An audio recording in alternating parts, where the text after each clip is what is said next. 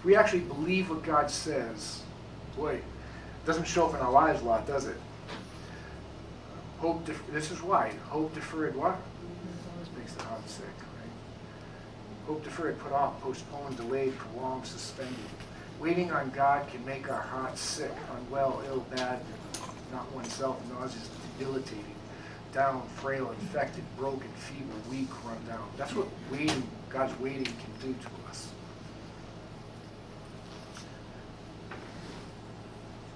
Well, I was hoping you could run a plate for us. We are in a really big hurry. Sure. What's the plate? 29T. Number. 29THD03.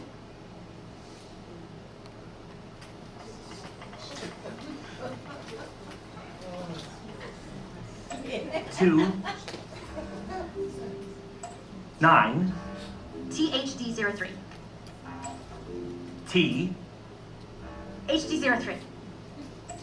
H. D03. D. 03. 0. 3.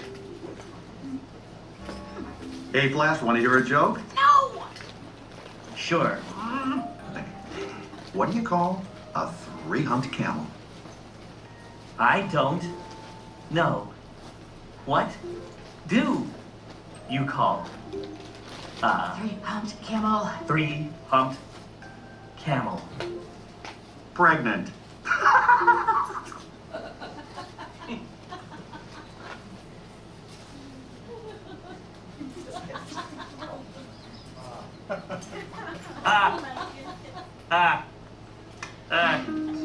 Yes, very funny, very funny. Can we please just focus on the text? Hey. Wait. Priscilla. Oh, no! Yes? Flash? What do No! you call A 3-humped camel? Pregnant! Okay, great, Three got it. Please just... humped?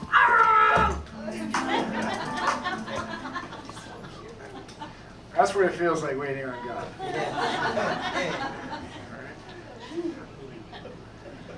Listen, I have a plan, and I'm in a big hurry. That's how we operate with God. And I'm thinking, believe it or not, Psalms 119:84, how long must your servant wait? When will you punish my persecutors? You can feel the frustration from the waiting in his words. And you can see that in many of the Psalms. Abraham and Sarah felt that way, but Abraham replied, "Oh Lord," they questioned his plan. "What good are all your blessings when I don't have a son?" Like, what are you waiting for? Joseph felt that way. "Please remember me and do me a favor when things go well for you. Mention me to Pharaoh so he might let me out of this prison." You can feel his frustration as he questions God's plan here. "For I was kidnapped from my homeland, the land of the Hebrews, and now I am here in prison, and I didn't do anything to deserve to be where I'm at." But God just continued to make him wait. Pharaoh's chief cupbearer, however, forgot all about Joseph and never giving him another thought. The Israelites felt that way when Moses told them God would deliver them. The Israelite foreman could see that they were in serious trouble when they were told. And Moses came down and said, "God's going to deliver you," right? And had all these hopes and things that God was going to do this, right? And then Pharaoh, of course, made their lives even harder. "You must not reduce the number of bricks you make each day." And as they left Pharaoh's court, they confronted Moses and Aaron, who were waiting outside for them. And they didn't really have much good to say to those guys who made those promises, right? And things got worse. "May the Lord judge and punish you for making us stink before Pharaoh's officials. You put a sword in their hands and an excuse to kill us." And Moses questioned God's plan right from the start, Exodus 4:13. But Moses again pleaded, "Lord, please what? Send someone else," right? He gave up on what God put in his heart a long time ago. "I'm too old now. I stutter. I can't do it." He kept giving excuses why he shouldn't be on that path, why God should get someone else. "I don't want to do it now." His faith was rocked from waiting 40 years in the desert, bringing up sheep. Changed his thinking, right? He even felt that way after he was obedient to God's plan. Moses returned to the Lord and said, "God, if I'm doing what you told me," right? "Why, Lord, why have you brought trouble on this people? Is this why you sent me?" He questioned God's promises and goodness. "Ever since I came to Pharaoh as your spokesman, he has been even more brutal to your people, and you have done nothing to rescue them." Doesn't that feel like that way sometimes in your life? What the heck? I'm trying to do the right thing down here, God, and you've done nothing to help. It's not always just delays, but how God is going about things that rocks our faith. How could this possibly work for good? Joshua and the elders of Israel questioned God's plan. Then Joshua tore his clothes and fell face down to the ground before the ark of the Lord, remaining there till evening. And the elders of Israel did the same and sprinkled dust on their heads. And Joshua cried out, O sovereign Lord, why did you bring us across the Jordan River if you're going to let the Amorites kill us? If only, and now he's talking just like the Israelites that were stuck because of this type of thinking, right? If only we'd been content to stay on the other side, right? He even resorted to the same thinking Israelites who wanted to turn back 40 years prior. Why are you doing this, God? It rocked his faith. Jonah hated God's plan, didn't he? Right? And sometimes we may even hate what God is doing in our lives. And the Lord said to Jonah, go to the great city Nineveh and preach against it because its wickedness has come up before me. And he ran from God's plan, but Jonah got and went in the opposite direction to get away from the Lord. That's a pretty bizarre thought, huh? We might not like what God's doing in our lives at all. You ever get angry what we life and where it's at? Well, you know, you're having that same thinking Jonah had. He questioned God's goodness when God saw the people of Nineveh did how they turned from their evil ways. He relented and did not bring on them the destruction he had threatened. He preferred to die rather than trust God's plan. Now the Lord, take my life, for it is better for me to die than live. David gave up on God's plan, but David thought to himself, one of these days I will be destroyed by the hand of Saul, and the best thing I can do is escape to the land of the Philistines, and then Saul will give up searching for me where Israel, and I will slip out of his hands. He decided to fight against God's plan. As the Philistines' rulers were leading out their troops, groups of hundreds and thousands, David and his men marched at the rear of King Achish. This is the enemies of Israel. He's about to go to war against Israel with these people. The Philistines' commanders demanded, what are these Hebrews doing here? Basically, the Philistine commander said, we don't want him here. He might turn on us in battle. But his intent was to fight against Israel, fight against God's plan for his life to be king of that nation one day. He gave up. His faith was rocked. The disciples questioned God's plan. Jesus said to the disciples, let us go back to Judea. They objected to his plan, but the disciples objected. Rabbi, they said, only a few days ago, the people of Judea were trying to stone you. Are you going to go there again? And after he said this, he went on to tell them, our friend Lazarus has fallen asleep, and I'm going to wake him up. And he tried to talk him out of his plan. The disciples said, Lord, if he's sleeping, he's doing better. We shouldn't go there. It's dangerous. We shouldn't be there. Mary and Martha felt this way. Martha said to Jesus, Lord, if you'd only been here, my brother would have lived. The delays in God's plan for our lives, right? They questioned God's timing, plan, and goodness. Peter questioned God's plan. Peter took him aside and began to rebuke him. Never, Lord, he said, this shall never happen to you. Peter had a plan that Jesus was going to set up his kingdom and he was going to reign with him now, here and now. That wasn't God's plan, though. The delay, right? He tried to talk him out of it. Peter tried changing God's plan. Then Simon Peter drew a sword and slashed off the right hand of Malchus, the high priest's slave. And Jesus commanded Peter, put your sword away. Shall I not drink the cup of the Father? That was totally against God's plan. They all had something in common. Many of the plans of a person's heart, they all had a plan. They had a plan that was not in line with God's purpose, plan, or timing, but is the Lord's purpose that prevails, and it rocked their faith. God has a plan for each of us. For I know the plans I have for you, says the Lord. I know I have a plan for you, but it's probably not the plan. Listen to me. I'm going to tell you this. It's probably not the plans you have for you. And it's going to frustrate the heck out of us until we surrender to his plan. All right? My plan for you is good. That's a theme through Old Testament, New Testament. They are plans for good, not disaster. But to you, it may look like disaster. To you, it may look hopeless to give you a future and a hope. Why do you think he words it the way he words it? Right? What did Peter say when Christ was crucified? I'm going back to what I used to do. I'm going fishing. He gave up. Things are probably not going to go the way you planned. We can make our plans, but the Lord what? And I have always said, this is it. I'm going to do this, and God goes, no you're not, no you're not, no you're not. You're going to do this, this. That's how God works. can't once in a while have it in line, you know. You are just going to have to trust I have a purpose in everything I do. The Lord has made everything for his own purposes, even the wicked for the day's disaster. All you have to do is trust the plan, trust in the Lord with all your heart, and stop trying to figure it out. Do not depend on your own understanding. It'll fail you every time. And there is no peace. John 14:27, peace I leave with you, Christ talking. My peace I give you. I do not give you peace as the world gives. Only trouble, anger, frustration, depression, and fear. Do not let your hearts be troubled, and do not be afraid if you do not trust my plan. So when it looks like your life is falling apart, when nothing makes sense, when it feels like it's taking forever, well, God's taking forever for the mountains made to part and the hills be removed, you just trust that I will make good on my promises. But my steadfast love shall not depart from you, and my covenant of peace shall not be removed, says the Lord, who has compassion on you. You need to believe this to know it, and we know.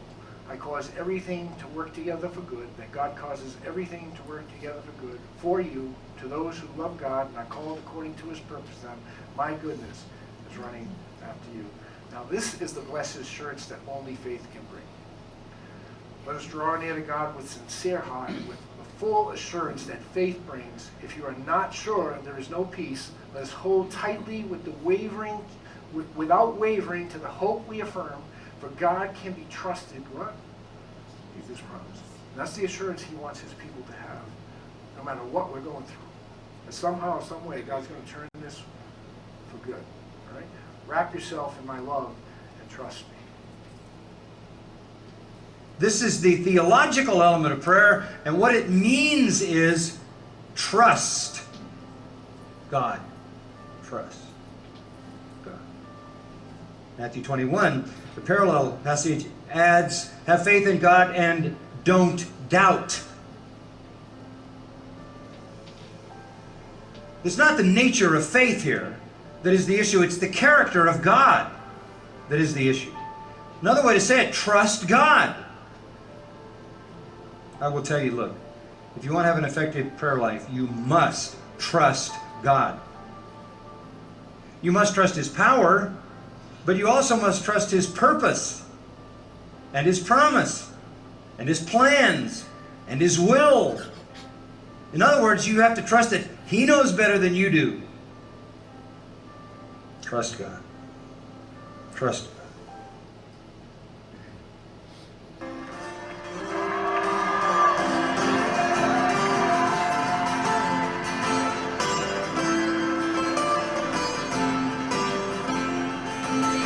Now I've been happy lately, thinking about the good things to come, and I believe it could be something good has begun. Now I've been smiling lately, dreaming about the world as one, and I believe it could be someday it's gonna come. Without on the edge of darkness, there rides a peace train. Peace train, take this country, come take me home again. Now I've been smiling lately, thinking about the good things to come, and I believe it could be something good has begun. Peace train sounding loud, ride on the peace train. Come on, peace train. Peace train, oh dear Lord, everyone jump on the peace train. Come on, peace train. Now get your bags together, go bring your good friends too, 'cause it's getting nearer, it's soon will be with you. Now go and join the living. No, it's not so far from you. And it's getting nearer, soon as it will all be true. The peace train sounding loud, ride on the peace train. On peace train, peace train.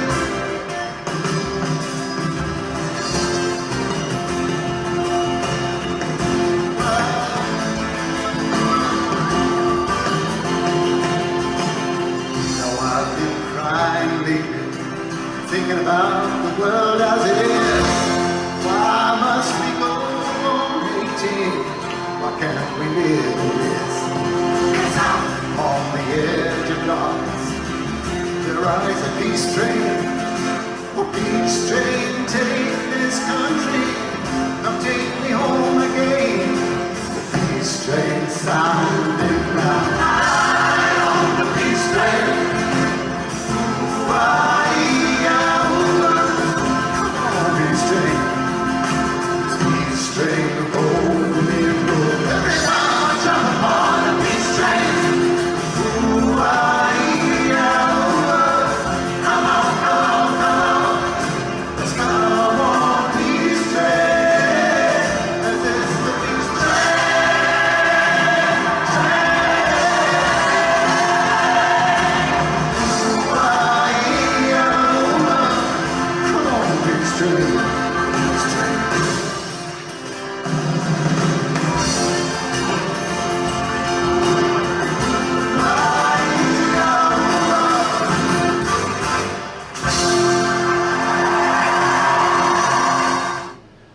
So announcements, baptisms, you haven't been baptized. I don't know, I said that we get baptized, right? Wrapping up the book of 2 Thessalonians over the next few weeks.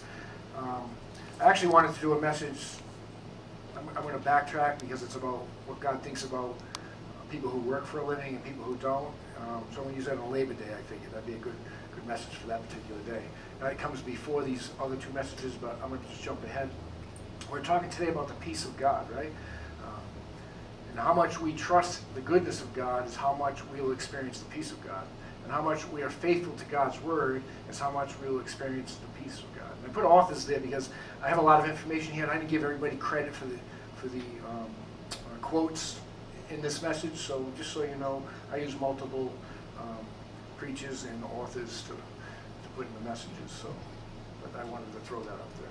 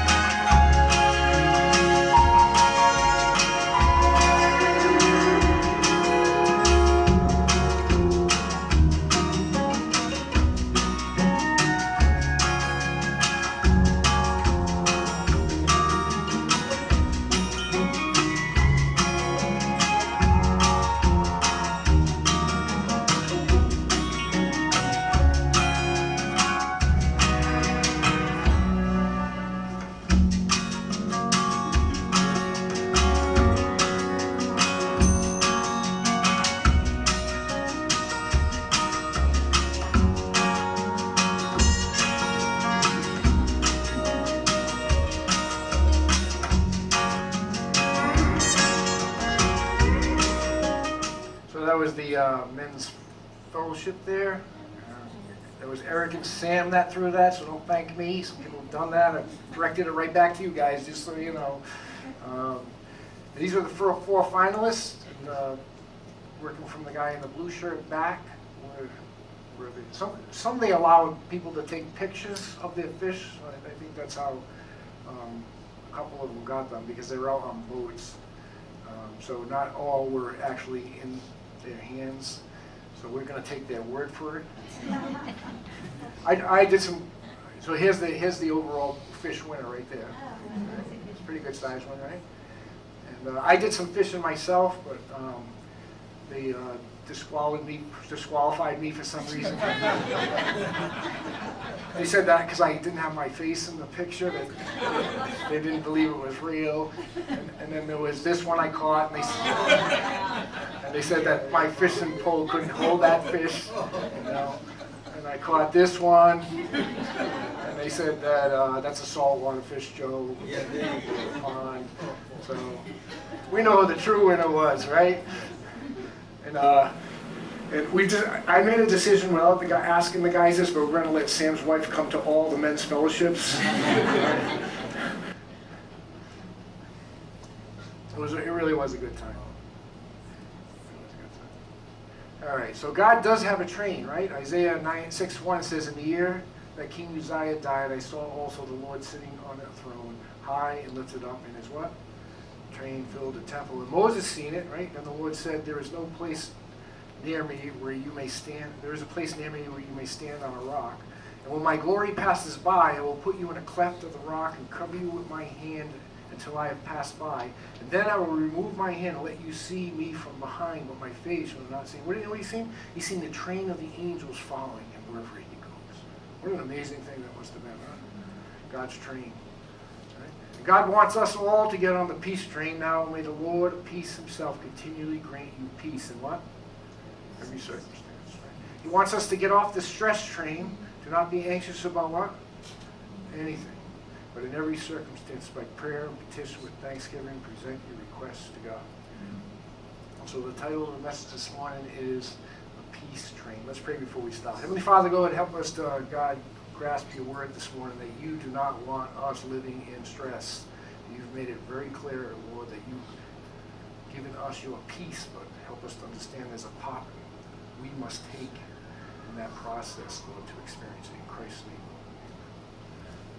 We have to choose the train of peace in every circumstance. 2 Thessalonians 3:16 says, "May God continually grant you peace in every circumstance," because the Lord gives it. This peace is always available to us. But so is the train of stress, worry, and anxiety. Do not be anxious about anything, but in every circumstance, because the Lord commands this, stress is also available to us. You understand that? It's a choice we're making when we're facing circumstances. They're both available to you. And God can't force his peace on you if you don't trust his plan is good. Right? Both of these trains require action on our part. We either receive the peace of God, "Peace I leave with you, my peace I give you," or chase the peace the world gives. "I do not give you peace as the world gives," and we choose the train. And the fact is, every time we choose the train of anxiety, we're choosing the train of the world type thinking. Israel chose the stress train, right? 1 Samuel 17:24. Whenever the Israelites saw the man, they all fled from him in what? Great fear. We know the scripture says God has not given us the spirit of fear. They faced adversity with anxiety and fear, and David chose the peace train. When David heard Goliath, he said, "Who is this uncircumcised Philistine that he should defy the armies of the living God?" Listen, he never flinched. Nothing. And even when I've said this, even when they went to battle, David ran at him right immediately. There was never a flinch in his faith of what God could do. Paul spoke of many powerful topics of the Thessalonian church. We talked about the rapture of the church. We talked about God's retribution on the wicked rejectors of the Lord Jesus Christ and their eternal destruction in hell.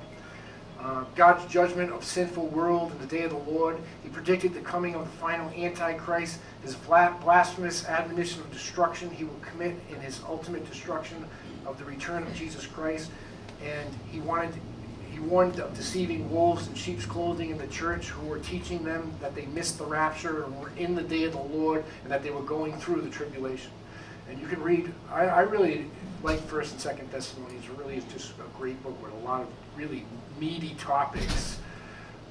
The Thessalonian church was so strong in so many ways. Therefore, among God's churches, we boast about your perseverance and faith in all what? Your persecutions. And see, They actually were withstanding. They were a great example to us. They were a very young church. In trials you are enduring. You remain faithful through torment by persecution, false doctrine, by false teachers, fear, and sin. They were dealing with so much stress, the persecution from unbelievers, the false teachers, the worries about missing the rapture, and the people who have died, and the fear of being in the day of the Lord. And that's why Paul is addressing many of these topics in these letters.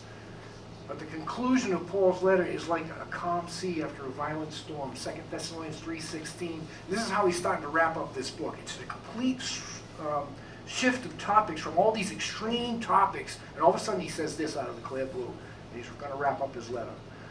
There's one before this. That's what we're going to do over Labor Day. But it says, now may the Lord of peace himself continually grant you what? Peace and peace. A church that's heavily being beaten up from all angles. He says, may God give you peace. Right? He didn't want them worried. Paul wanted them to experience God's plan. True spiritual peace is completely different from superficial, temporary, fragile human peace. It is the deep, settled confidence that all is well between the soul and God because of his loving, sovereign control of one's life, both in time and eternity. The calm assurance is based on the knowledge that sins are forgiven, God's blessing is present, good is abundant even in trouble, and heaven is ahead. The peace that God gives his beloved children as their possession and privilege has nothing to do with the circumstances of life. Peace is an integral part of the New Testament. It appears in the greetings of all Paul's letters, as well as the 1st and 2nd Peter, 2nd John, 3rd John, Jude, Revelation. You can go from Genesis to the end. God is always talking about his people in peace. A continual theme throughout the scriptures. God's peace has several characteristics. It's divine, deriving from the Lord of peace himself.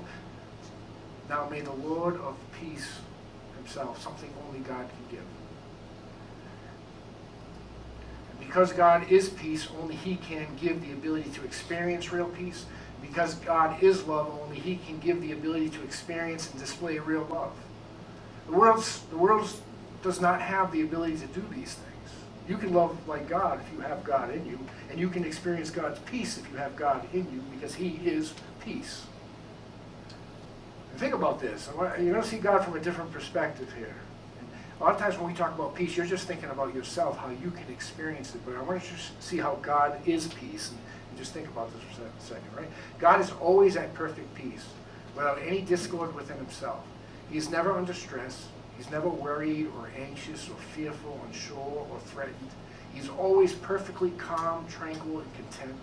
There is no surprises for his omniscience, no changes for his immutability, no threats to his sovereignty, no doubts to cloud his wisdom, and no sins to stain his holiness. Even his wrath is precise, controlled, calm, and confident. Nothing comes by surprise to God. Nothing.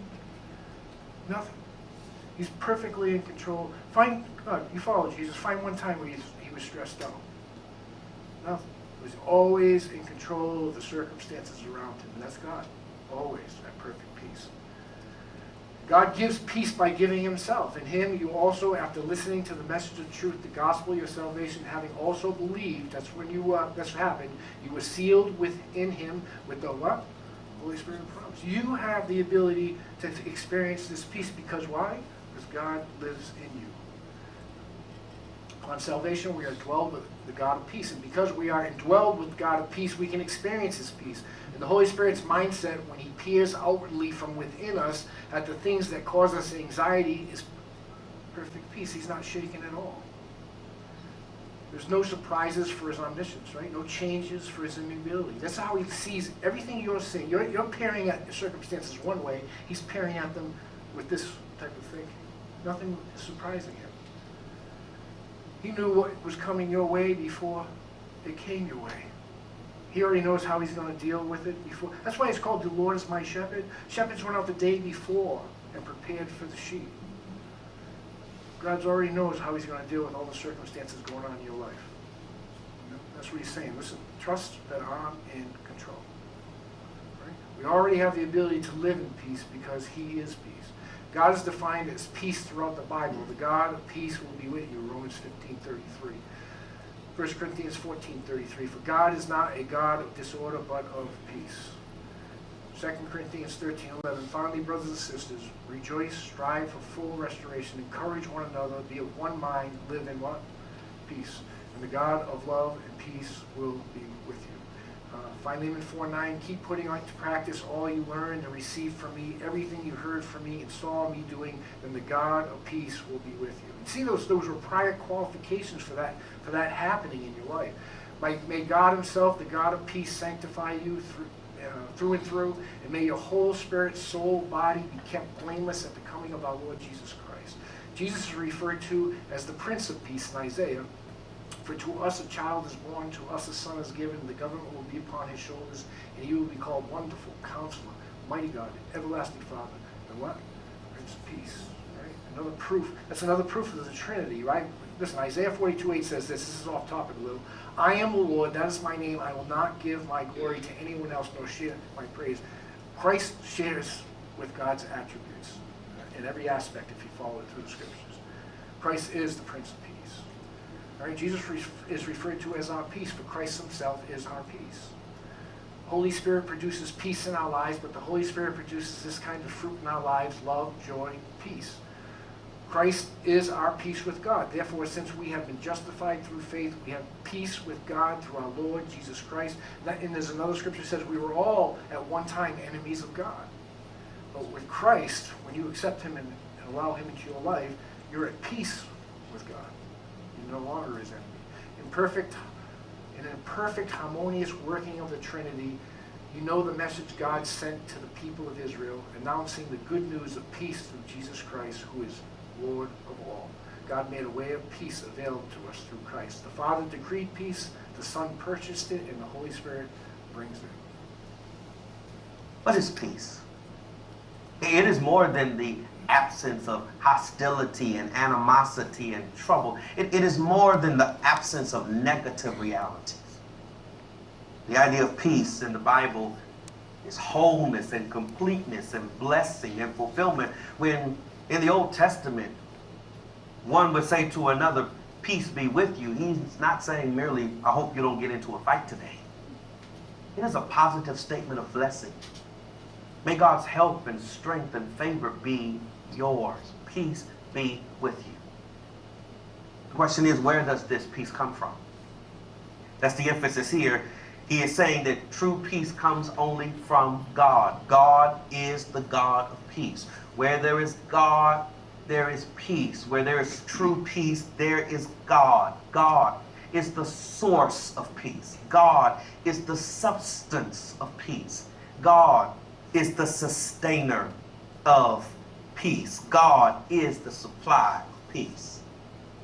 Isaiah 26 verse 3, you will keep him in perfect peace, whose mind is stayed on you because he trusts in you.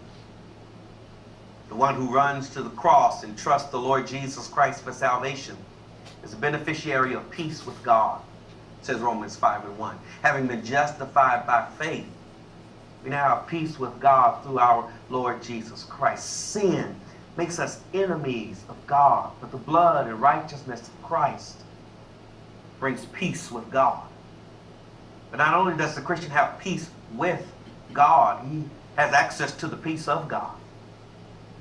Philippians chapter 4, verses 6 and 7 says, be anxious for nothing, but in everything, by prayer and supplication with thanksgiving, let your requests be made known to God. And the peace of God, which surpasses all understanding, will guard your heart and mind through Christ Jesus. John Blanchard commented there that the peace of God is being grateful for past mercy, conscious of present mercy, and certain of future mercy. God is the God of peace. What price would you pay for peace? God is peace. God gives us peace by giving himself to us. Now may the Lord of peace himself. God gives the peace. The Lord lifted up his face on you and give you peace. The Lord will give strength to his people. The Lord will bless his people with peace. God gives the peace. May the God of hope fill you with all joy and peace. Our action is activating and and activating his peace as you trust in him and the results of the peace in action so that you may overflow with hope and the source and power of the inward peace by the power of the Holy Spirit. God doesn't want us living in stress and doubt and in fear. You know, and remember that whenever we're doing that, it's because we're not activating God's peace. We're not trusting him in all circumstances. All right? God is the peace. God gives the peace. May the Lord of peace himself and God's peace is continually available, continually grant you peace in every circumstance. God's peace is available no matter what we are facing. And Paul's points out this reason for a reason, right? Continually grant you peace. Believers can lose peace. You can be stressed out and you can live a stressed life. You have this ability to choose outside of what God has told you you have the ability already to do. Right? Weak and disobedient believers may find their peace disturbed by the same sins, doubts, fears, and anxieties that destroy the false peace of the unredeemed if they are focused on the things in the world for peace. Believers can choose to focus on the world instead of God. Set your minds on things above, not on earthly things. They're focused on the things of the world for their peace. And when something disturbs the world situation, they're stressed out. You get how it works? So, you know, you can be a Christian who sets your mind on things in this world to bring you peace. And when your life is going great, you're at peace. But as soon as something gets out of place, you're rocked in your faith. All right? Houses, jobs, families, relationships are not meant to be our peace. Christ is meant to be our peace. All right? Believers can lose their peace because of sin. Restore to me the joy of your salvation and sustain me with a willing spirit. Right? David, when he sinned with Bathsheba, he lost his peace, he lost his joy, he lost all the things he had. He was begging, you can read the psalm, he was begging God to restore that to him. And sometimes you're going to have to pray God restores your peace. But because God continually grants you peace, God's peace is continually available. Thomas Watson, if you would have peace, make war with sin. Don't think you're going to be a Christian living in sin, you're going to have God's peace. No, you better be looking for God's discipline at that point of your life. If you're in open rebellion to God, don't expect peace. Right? If you're not behaving at home, don't expect your parents to come home and give you a peaceful day. Proverbs 12:5, my son, do not regard lightly what? Discipline. Don't take God lightly in your life. You keep living in disobedience, you better be looking out for some problems coming your way. It's going to happen if you are saved. God says he does discipline his own. Peace is connected with righteous living. Psalms 85:10, mercy and truth are met together. Righteousness and peace, what? Kiss one another. That's what that verse needs. There's no peace without righteousness. Righteous living will have a continual effect of peace in our lives. The fruit that righteousness will be peace. Its effect will be quietness and confidence forever. Grace is not an excuse to sin. What shall we say then? Shall we go on sinning so that the grace may increase? God forbid, by no means. How shall we that are dead to sin live any longer therein? Righteous living and peace are continually connected in both Old Testament and New, right? Psalm 72 says, let the mountains lift up peace to the people and the hills in righteousness. May the righteous flourish in his days in abundance of peace until the moon is no more. Righteousness and peace, Old Testament and New, are always connected. Righteousness is always is connected to peace in life. You should be, as long as you're in a place where your life where you know you're doing your very best to be in the right position with God, God's peace will chase you down. And believers can lose their peace because of discouragement, right? Do not be anxious about anything. But because God continually grants peace, God's peace is continually available. We can turn our focus from the world to God, right? Continually grant you peace. Peace will be restored. We can repent and confess. If we confess our sins, he's faithful and righteous so that he will forgive us of our sins and cleanse us from all unrighteousness. Peace will be restored. We can choose to trust God and is in control of our circumstances. Trust in the Lord with all your heart and lean not to your own understanding, and peace will be restored. God's peace is continually available. So when you're not living in it, it's something on your part that you need to get right with God so his peace can be restored. It's never on his part. The God of peace lives in us. He's at peace at all times, but we can have the God of peace in us and not live our lives in peace. All right? There's a different type of peace, but it's not of God. This is something we need to take a quick look at, all right? Peace I leave with you, my peace I give to you. In the second part of this verse, I do not give you peace as the world gives. The world does offer a certain type of peace. All right? The peace of the world is a completely different type of peace. The world defines peace as a sense of calm, tranquility, quietness, contentment, and well-being when everything is going well. But the definition, frankly, is shallow. A calm, tranquil feeling can be produced by lies, self-deception, unexpected good fortune, the absence of conflict and trouble, biofeedback, drugs and alcohol. Why do you think people take drugs? Because it puts them at peace. They're seeking peace in the world. And even a good night's sleep, people can trust in for peace. All right? Such peace is fleeting and easily destroyed. It can be shattered by the arrival of conflict and trouble, as well as by failure, doubt, fear, bitterness, anger, pride, difficulty, guilt, regret, sorrow, and anxiety over circumstances beyond one's control. Being disappointed or mistreated by others, making bad decisions, in short, any perceived threat to one's security. Thomas Watson wrote, "Peace flows from sanctification, but they, being unregenerate, have nothing to do with peace. They may have a truce, but no peace. God may forbear the wicked for a while and stop the roaring of his cannon, but though there be a truce, there is no peace. The wicked may have something which looks like peace, but it is not. They may be fearless and stupid, but there is a great difference between a stupefied conscience and a pacified conscience.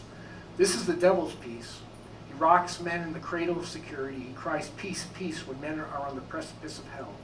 And the seeming peace a sinner has is not the knowledge of his happiness, but the ignorance of his danger." I always said that. The reason why people don't fear God is because the reality of hell is not in their minds. And I've always said this. You don't get on the top of this building, and if you jump off, you know what will happen, right? Well, that's what hell's going to be like as soon as a person dies. Boom, they're in it. And there's no turning back. And they don't have that fear. False peace is unregenerate peace is a presumption, right? It is based on pride, not truth, stemming from thinking oneself to be worthy before God. And those who have it are under mistaken notion that God will accept them because they are good people. It lulls those headed for hell into a false sense that all is well. 1 Thessalonians 5:3, what people are saying, peace and safety, destruction will come on them suddenly as labor pains on a pregnant woman, and they what? Will not escape. There's no turning back. All right, Thomas Watson, you may as well suck health out of a poison as peace out of sin. This is not the peace God gives to his children. I do not give you the peace as the world gives. But God's children can still try to find peace in it. Do not be anxious about anything. And remember that whenever we're tied up in anxiety because of something going on in this world, we are caught up in what the world's thinking is peace instead of Christ. Every Christian took their lives. Listen, even Christians took their lives when the stock market fell. They were seeking peace from things in this world instead of trusting God was in control. All right? God wants us all to get on the peace train. Now may the Lord of peace himself continually grant you peace in every circumstance that it requires trust, obedience, and faith on our part to experience. All right? But here we go. Do you trust that I am doing everything for your good? That I am in full control of your life? That I know what is coming your way before it happens? I have a plan for your life. Do you trust that I am good? The scriptures have that repetitive theme from beginning to end.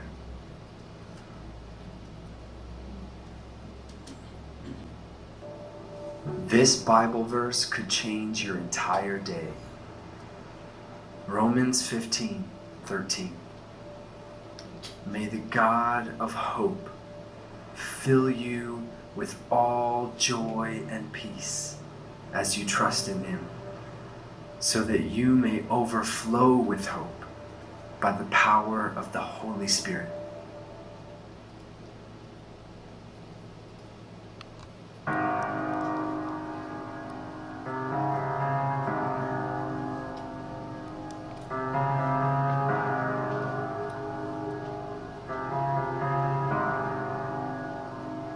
I love you, Lord, for your mercy never fails me. All my days I've been held in your hand. From the moment that I wake up till I lay my head, oh, I will sing of the goodness of God. 'Cause all my life you have been faithful. And all my life you have been so, so good. With every breath that I am able, oh, I will sing of the goodness of God. I love your voice. You have led me through the fire in darkest night. You are close like no other. I've known you as a father. I've known you as a friend. And I have lived in the goodness of God. I'll play that at the end. We're running out of time. I say this to him, you know, a lot of times I confess these to you, and these are the negative aspects of sin, but a lot of times we're sinning because we're actually worrying. Because we're not trusting God. Like Jesus said, why is your faith so small? And so often we sin more on that aspect than we do on the other ends. And we don't concentrate on that. When God says don't be anxious, it's a sin for us to be anxious.